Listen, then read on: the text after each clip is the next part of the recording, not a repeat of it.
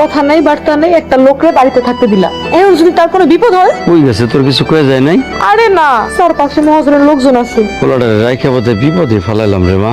ও যাইছে। আপনি কই গেছিলেন? একটু কাজে গেছিলাম। আমরা যে আপনি এমনি টেনশন করতেছি, এটা কি আপনার মাথায় আছে? বলো নাই, ক নাই, চলে গেলে। একটা মানুষ কোথাও গেলে বইলা তো যায়। আমাকে নিয়ে আপনারা তো টেনশন করছেন কেন?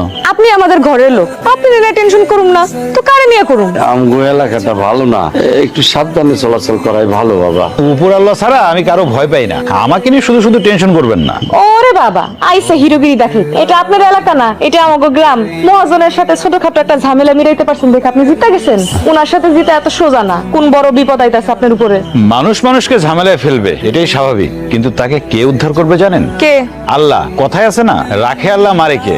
আল্লাহ যতদিন চাইবে ততদিন কেউ বিপদে ফেলতে পারবে না। মহাজনের কাছ থেকে যারা সুদের টাকা নিছে, কালকে কি তাদের সবাইকে ডাকতে পারবেন? হ্যাঁ পারবো। ঠিক আছে, তাহলে ডাকেন। হিরোগিরি কম দেখায় এখন হাত ধুয়ে আসেন, যান, ভাত বাড়তাছি। আচ্ছা মা, ছেলেটার সাথে এরকম রাইগে রেখে কথা করতেছিস কেন? রাইগা কথা না কইলে তোমরা তো ঘরের মাইয়ার দাম দাও না। আমার মায়ের রাইগে গেছে। যান না কেন, যান।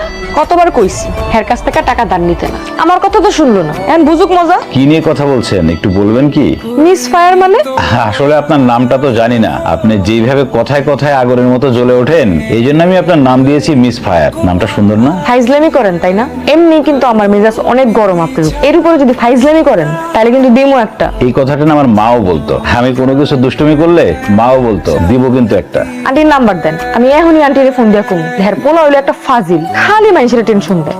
মার তো নম্বর নাই। নাই কেন? মা 2 বছর আগে মারা গেছে। সরি। সরি বলছেন কেন? কারো বাবা মাই তো চিরকাল বেঁচে থাকে না, আপনারও তো মা বেঁচে নেই। মা নাই বলেই তো জানি যে মা না থাকাটা কত কষ্টের। আপনার পরিবারে আর কে কে আছে? কেউ নেই এই পৃথিবীতে। ভাই বোন বাবা মা আত্মীয় স্বজন কেউ নেই আমার। উপরে আল্লাহ আর নিচে আমি একা। আবার সরি কেন? এখন তো মনে হচ্ছে আপনার নামটা মিস ফায়ার না রেখে মিস সরি রাখা উচিত। আচ্ছা এবার বলেন তো, আপনার আব্বা কেন টাকা নিয়েছিল? মহাজনের কাছ থেকে জমি বর্গা নিছে চাষ করার জন্য। চাষ করার জন্য যে টাকা লাগবো সেটা ওনার কাছ থেকে ধার নিছে। এমন জায়গার জমি ধান চাষ করছে যে জীবনেও ফসল ফলবো না। অবশ্য মহাজন এই কাজটা ইচ্ছা করেই করছে। ইচ্ছে করে কেন করছে? আমার দিকে তার কোন নজর পড়ছে?